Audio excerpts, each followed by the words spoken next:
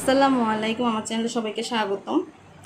আজকে ওয়েদারটা অনেক সুন্দর, তাই আজকে চিন্তা করলাম যে আজকে কী রান্না করা যায়। আজকে যেহেতু বৃহস্পতিবার, শুক্রবার আমার বাচ্চারা বাসায় থাকে, সেজন্য একটু ভালো মন্দ রান্নার চেষ্টা করি। তাই ফ্রিজে কিছু গরুর মাংস আছে, তাই চিন্তা করলাম গরুর মাংস দিয়ে গরুর মাংস খিচুড়ি আর কালো ভুনাটা রান্না করি আজকে। সেজন্য গরুর মাংস এই যে নিলাম, কেটে কুটে নেওয়ার পরে ধুয়ে নিছি। এখন পরিমাণ মতো বাটা আদা রসুন দিয়ে, পরিমাণ মতো হলুদ মরিচ লবণ দিয়ে, পেঁয়াজ এগুলো সব কিছু দিয়ে আমি মেখে চুলায় বসাই দিব। এই যে আমি কাঁচা তেলটা উপরে দিয়ে দিতেছি, দেওয়ার পরে হাত দিয়ে ভালো করে মেখে নিব। মেখে আমি চুলায় বসাই দিব। এটা খিচুড়ির জন্য গরুর মাংস। আমি পরিমাণ মতো মরিচ দিছি, আপনার ইচ্ছে হলে যেরকম ইচ্ছে সেরকম দিতে পারবেন, আপনার পরিমাণ মতো বুঝে দিবেন। আমি ঝালটা একটু কম দিছি।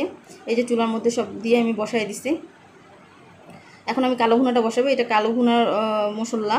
এই যে গরু মাংসটা আমি নিয়ে নিয়েছি। এখন আমি পরিমাণ মতো লবণ, বাটা একটু রসুন আদাটা দিব, তারপর পেঁয়াজ কাঁচামরিচ টমেটো দিব, পরিমাণ মতো লবণ দিব, একটু মরিচ একটু হলুদ দিব। এই যে আমি সব উপকরণ আস্তে আস্তে দিয়ে নিতেছি। এখন আমি কালো ভুনার মশলাটা যেটা ছিল এটা আমি একটু করে দিছি। আমি 3 ভাগে মশলাটা দিব।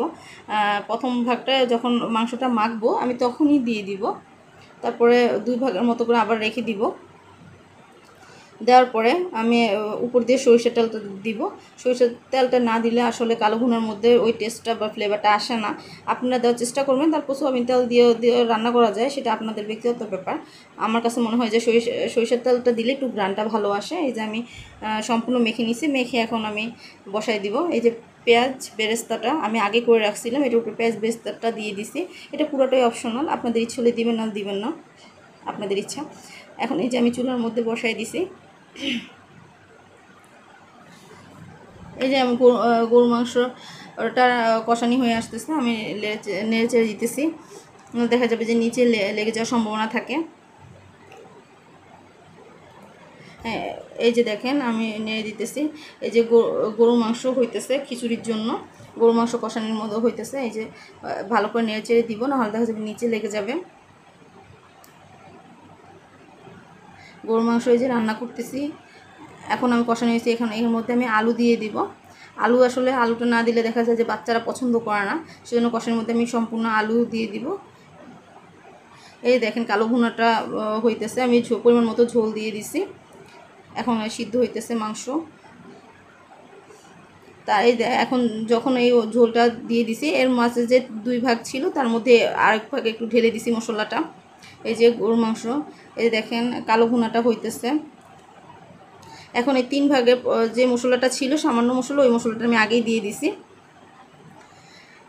এই যে দেখেন, এখন দেওয়ার পরে আবার ভালো করে নেড়ে চেড়ে নিব। কালো ভুনার মধ্যে 2টা প্যাকেট থাকে। ছোট প্যাকেটটা আমি যখন মাংসটা বাগার দিব তখন দিব, আপনারা দেখবেন। এই যে প্রায় কালো ভুনাটা প্রায় হয়ে আসতেছে। এই দেখেন কালো ভুনা আমি এখন তেলের মধ্যে বাগারটা দিছি, রসুন পোড়া মরিচ দিয়ে বাগার দিছি। বাগার দেওয়ার পরে এই যে লাস্টের ছোটো প্যাকেটটা ছিল, এটা এখন আমি ঢেলে দিতেছি। এটা সম্পূর্ণ যখন আপনারা বাগার দিবেন তখন এই প্যাকেটটা দিবেন। এখন আমি খিচুড়ি বসাবো। খিচুড়ির জন্য পরিমাণ মতো তেল দিছি। এই যে দেখেন কালো ভুনাটা প্রায় হয়ে আসতেছে।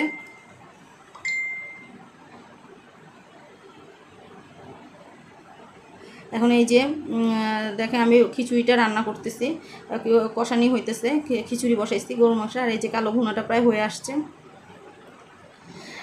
লাড়তে ভালো করে লাড়তে হবে, নাহলে এই যে আমার কালো ভুনাটা হয়ে গেছে। যদি বেশি পরিমাণে আপনার কালো ভুনাটা না লাড়েন তাহলে নিচে দাগ লেগে যাবে আর একটা গন্ধ আসবে পোড়া পোড়া। এই যে আমার খিচুড়ি প্রায় হয়ে আসতেছে। খিচুড়ির মধ্যে পরিমাণ মতো পানি দিয়ে দিছি। এই যে আমার খিচুড়ি হয়ে গেছে।